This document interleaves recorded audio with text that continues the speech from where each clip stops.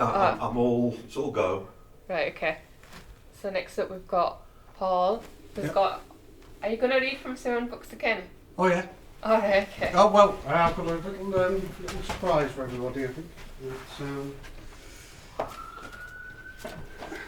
It's, speaking about life's a lottery.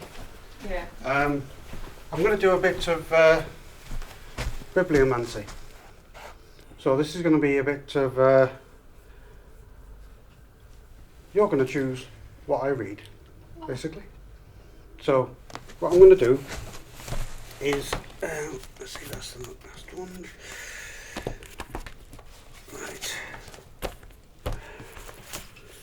Yep. So this is the first one, the Head Poke and Fire Wedding. Right. So I'm going to close my eyes and point to somebody. Right. You, sir. Right. Okay. Right. What I want you to do is close your eyes and then just open the book at any page. Right, okay. Okay.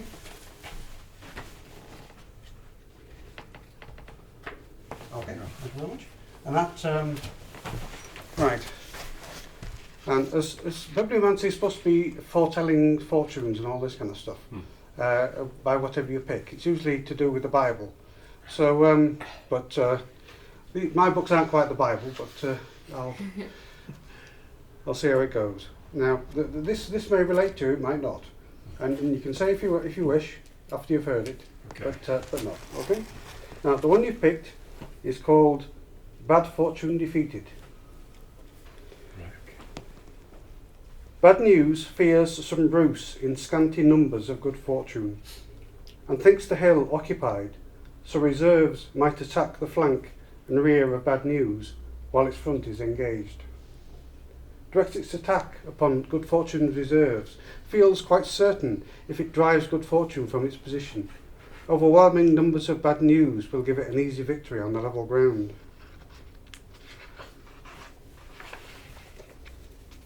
Does that have any effect on you at all? A little bit, maybe. That's okay. Right, we'll go on to the next one then. Let's see. Right, there you go, Aidan. What have I got to do? Yeah, just close your eyes and just open the book at any particular point. Okay. Right. The one you've picked is from the Springbok Blues, which is like sci-fi poetry, often in dialect, South Yorkshire dialect. But the one you've chosen is called "You Had Me." You had me. You don't own me. I shout at my mum and dad. You're all we could afford, son. You're only a teenager. We've all been there. And I wish I was dead. My parents wanted kids, so they bought my mind and body with a builder loan. Baby's integral learning and development responder. Now I'm 18 and can buy stuff myself. My mind is full of adverts for upgrades I can buy that mum and dad used to buy for me. For each level of my education, they were charged for advice, and for my knowledge they were charged for my toys, food and clothes. They were charged, now paid in full. I get automatic adverts for work skills downloaded into my mind, for skills I can accept as upload, for new bodies I can upload my mind into, or for every thought in my head an advert. After every thought in my head an advert. Pay extra for advertless content. Now the bank's maturity advisor, with my best interests at heart, advises the dark option, promoted as only the good die young. Sex, drugs, rock and roll, short life. The light option, marriage, kids, promoted as life is all about the love of others. Work and pleasant retirement. I have to choose a life option, or what they call the best of both. Promoted as start wicked, finish loved. Mum says, get used to the adverts in your head. We have them too. Life is unfair. Live with it. And we're going to go for now. Carol. Yeah. Okay. Close your eyes. Could you tell me any page? Yep. We've got the routine now. Notice I didn't ask you if it related. Yes. Yes. Right, okay. Now, Carol, you can choose between left or right, because you've got 2 poems here. Right. Right, okay. This is called Delicious Concrete. Delicious concrete, stippled grey, is his floor. Curbstones provide his fireplace. Street lamps hang from his walls. Tarmac covers his kitchen and bedroom. He hates homes full of wood and plants. He loves street furniture. Traffic cones are doorstops. Traffic lights is Christmas decorations. His sinks are metal grates. His bath an old stone horse trough.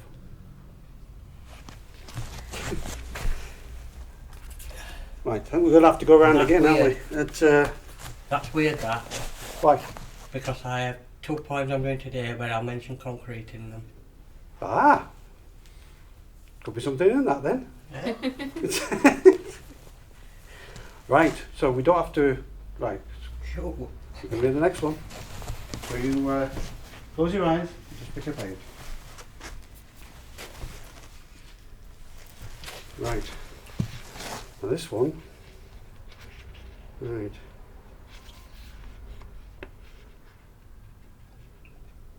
Right.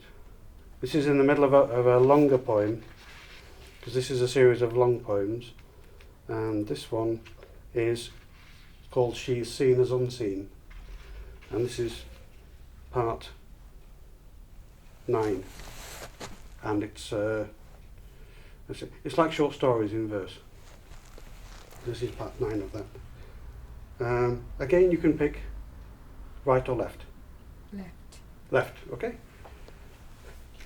It all seems to slip after the first bottle. He can't remember. Perhaps Raquel took him upstairs to sleep it off, undressed him, put the covers over, undressed herself and slipped in. He hears wings and his bones crack. He can't breathe. Her thighs either side of his head. Ripples, then waves, then swell. He drowns in her darkness.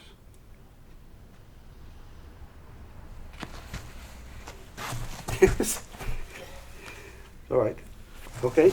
Let's go for the next one. Well, you again, Adrian.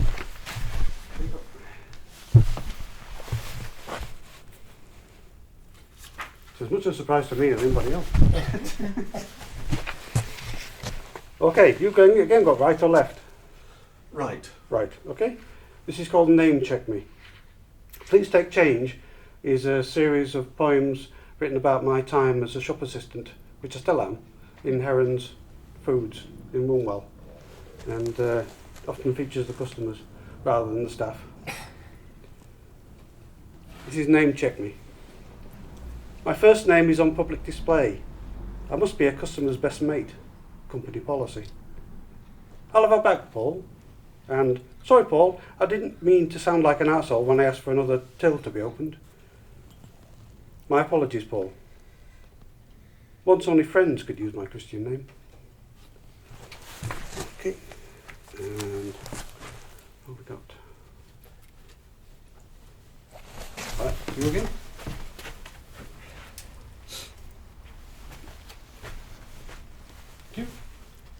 Right.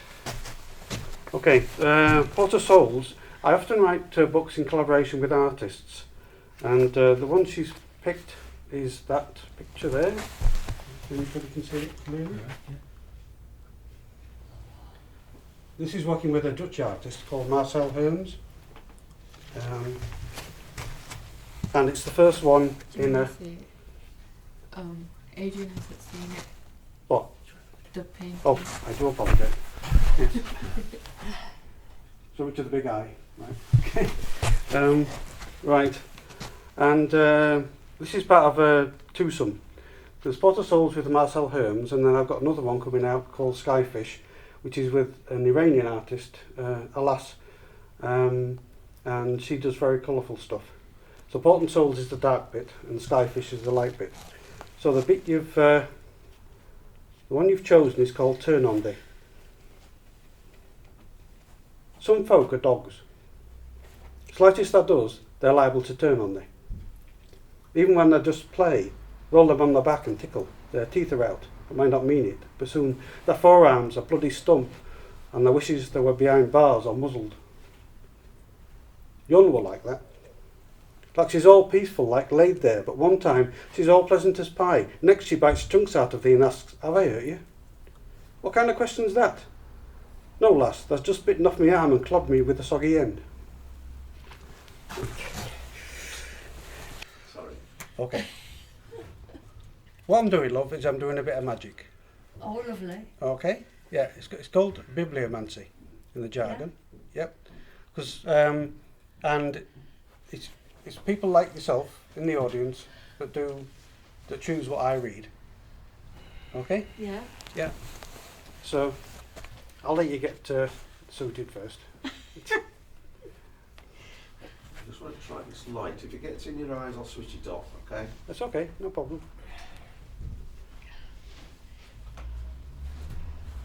It's not making a huge... And as I was explaining to these other folk, bibliomancy is like usually use the Bible and all that kind of stuff to like pick a passage and see how it relates. Well, I've taken the poetry books and I've chosen people by random and given them a book. Then they've opened it with their eyes closed and handed me the book, and then I've read out what they've said, All right. and if it relates, then they can say something about it. Okay. We've had one or two that have. Oh, that's lovely. Well, divine providence, that's what it is. Exactly. Yes, yes. And whatever I read is in your hands. So now you're rested. Would you like to close You your want me eyes? to open the book? Yeah. And pick a page.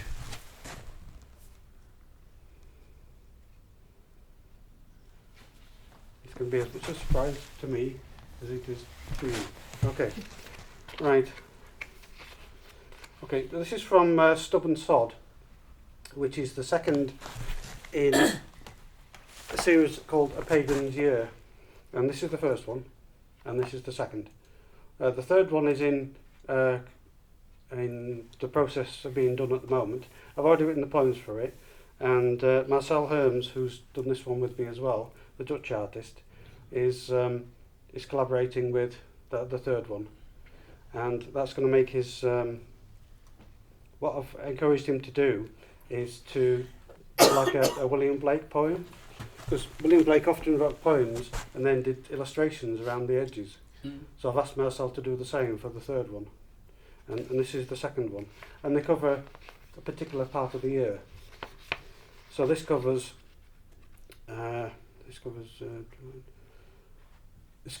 January to May. And the one you've chosen is called Oak Song.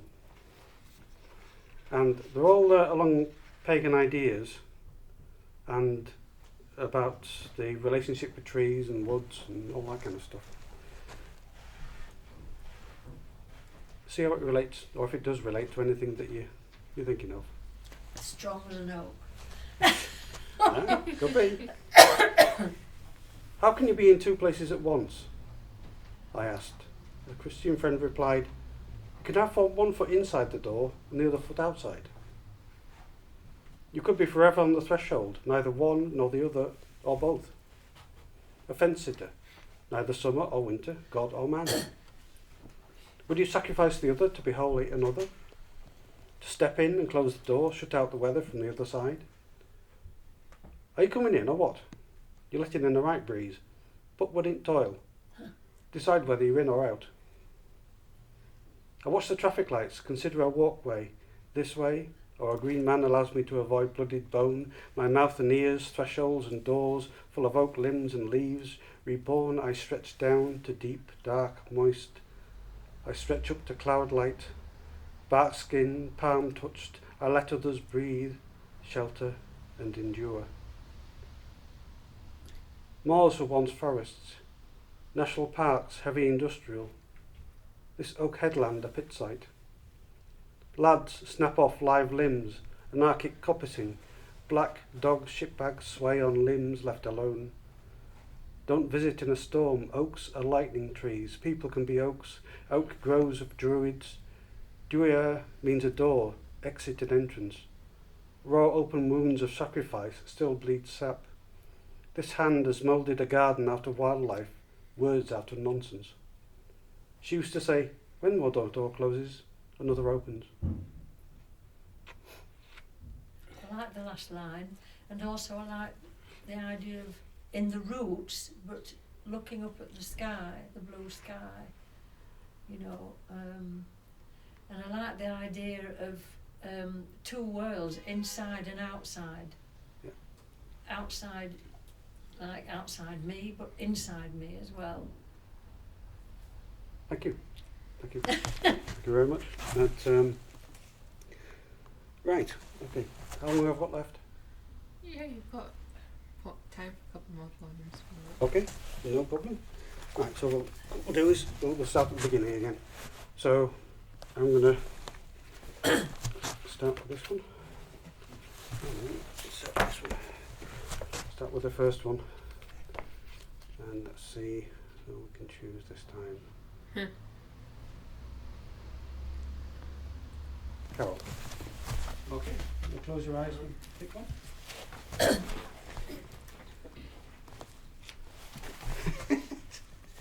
Thank you. Right. Okay, well, this Head Poke and the Fire Wedding covers June and July, so the other two books revolve around it. So you've got the first bit of the year with that one, and you've got the end bit of the year with the new one that's coming out next year, probably. Right, so what you picked is one called Gust's Mind, Breeze Brides and Gale Wives. Can you say that again, please? What was it? Gust Mind, Breeze Brides, Gale Wives, which is all about the wind, the air, and all that kind of stuff. Gust Mind, synaptic breezes, neuron vacuoles, sacred gust, gale brain, blows in my head. Breeze brain pressures my ideas. Cross gust brain plays the fey, electric vacuoles move earth inside my head.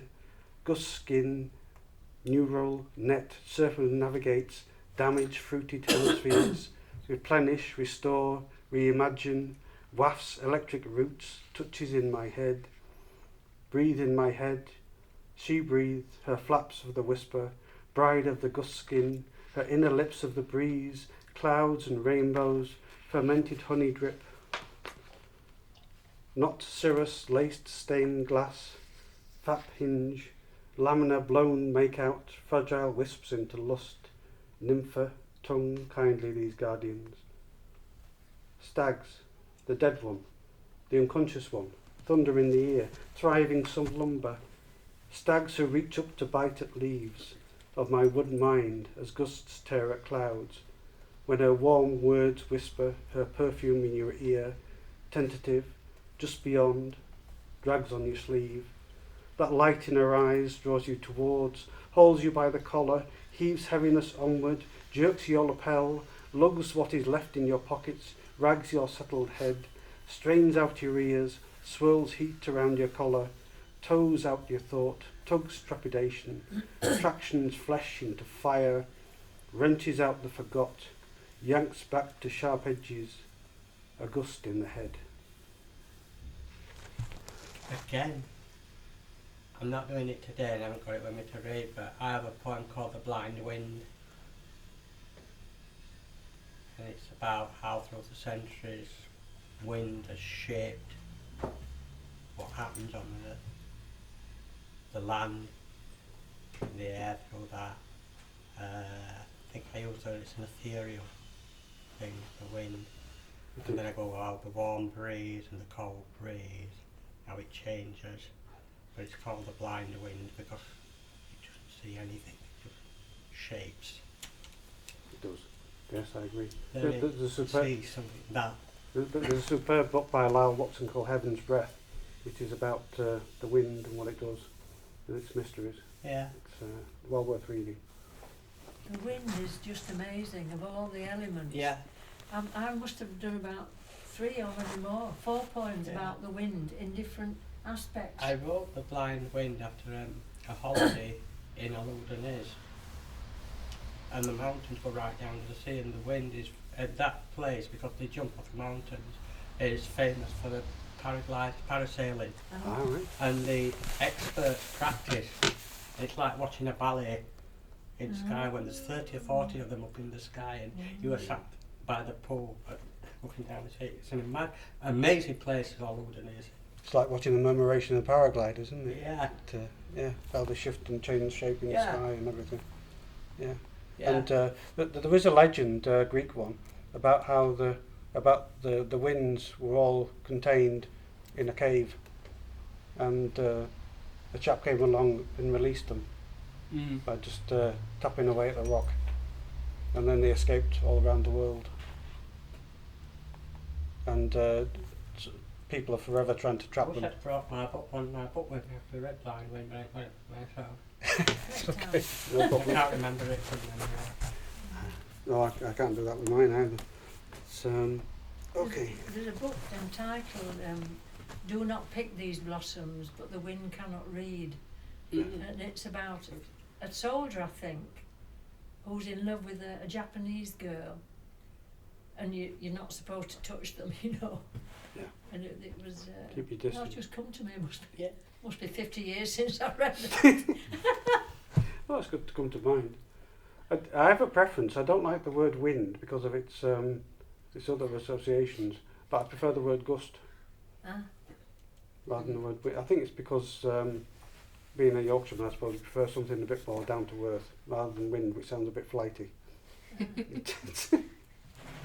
Feminine. Sorry? Feminine. Well, oh no. Wind no, is no, flighty. yeah, It is. It's Mother Earth. It comes from Mother Earth. yeah. And I prefer gust because it's more guttural. It's more feels more down to earth. Yeah.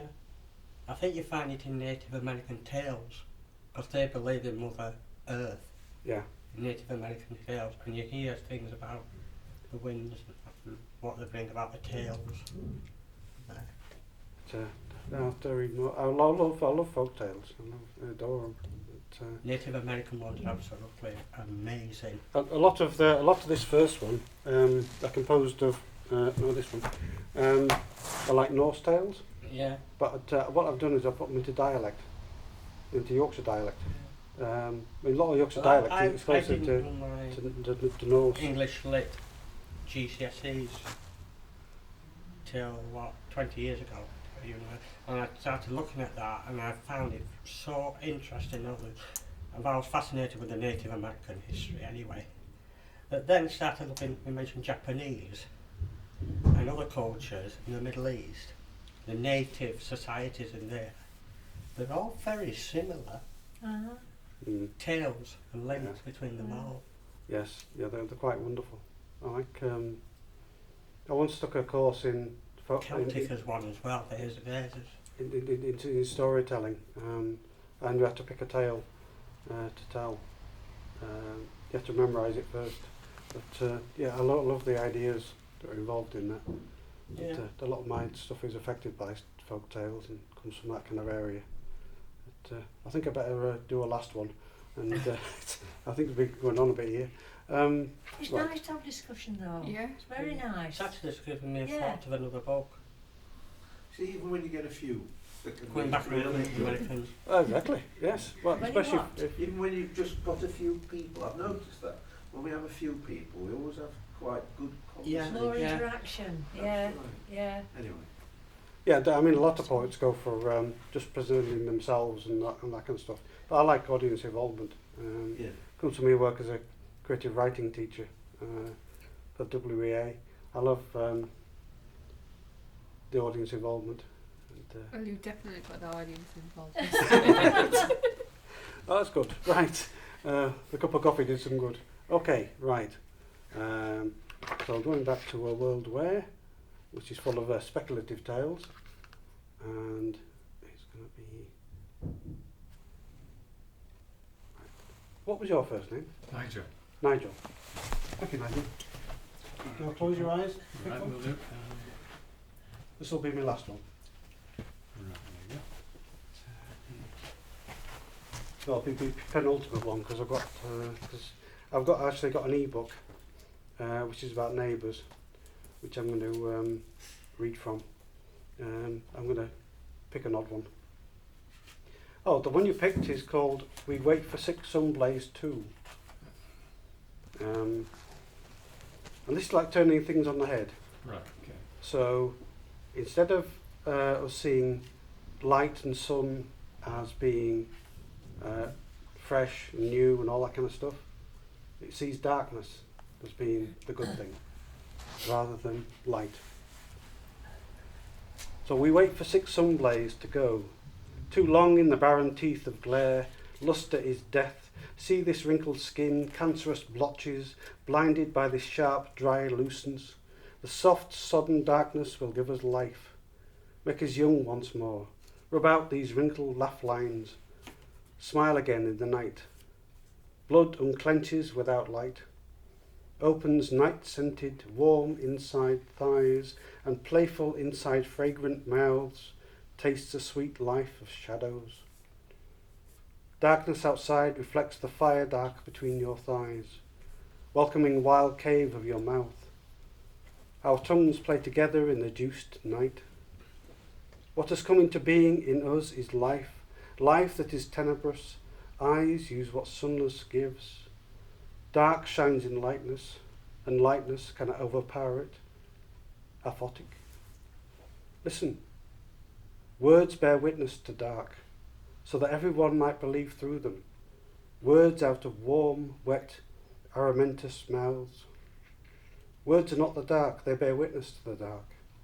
Real dark that gives dark to everyone. It is coming into the world. I need to read that 3 times. That's okay. This is an e-book. It's not as a published book, but it's called As Folk Over Yonder. And it's only $2.49 on Kobo. So if you want to purchase it, then that's by all means. But I haven't got any printed copies. It's all about neighbours and small kindnesses that are the important things. So let's have a look. Just get to this. It's got some quite good reviews on Kobo, which I'm quite pleased with. So it's the cheapest of my books, really, $2.49. Right, so.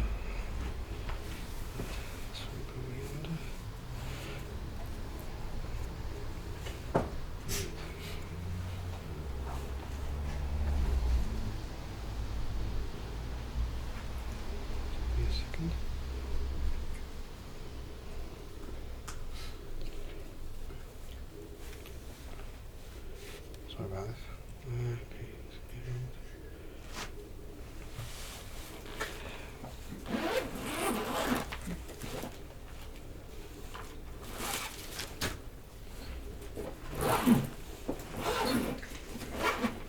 Okay, right.